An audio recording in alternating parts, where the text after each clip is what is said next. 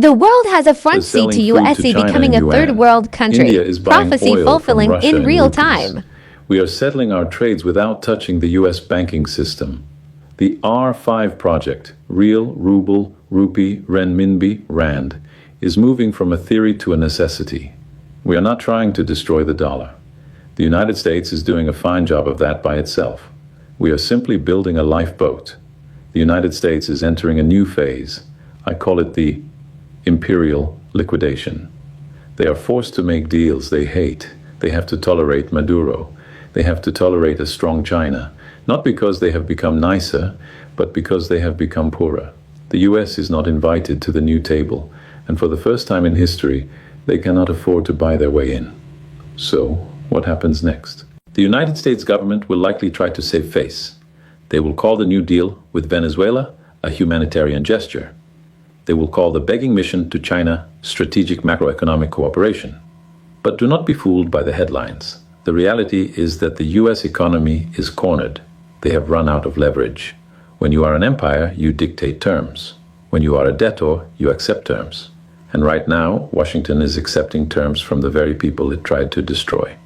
The United States will eventually have to make a choice between two devastations. They can either default us on their debt, tell the world we cannot pay, which would bankrupt the global financial system instantly, or they can inflate their way out. They can print the money they cannot borrow. They can devalue the dollar to make their massive debt pile seem smaller. History tells us they will choose inflation. It is the politician's way out. It is the slow death.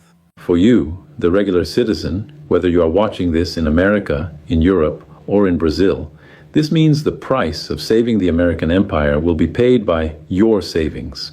Your groceries will get more expensive. Your energy bills will rise. This is the tax of the falling hegemon. But there is an alternative. The world is not ending. It is just changing management. The rise of the multipolar world, led by the BRICS, is not a threat to be feared. It is a return to balance. It is a return to sanity. It is a return to an economy based on real resources, not weaponized paper. The unthinkable deals you saw in the news this week are just the beginning. The era of the dollar is closing. The era of the real economy is beginning. My advice to you is simple. Do not listen to what the US politicians say. Watch who they are shaking hands with.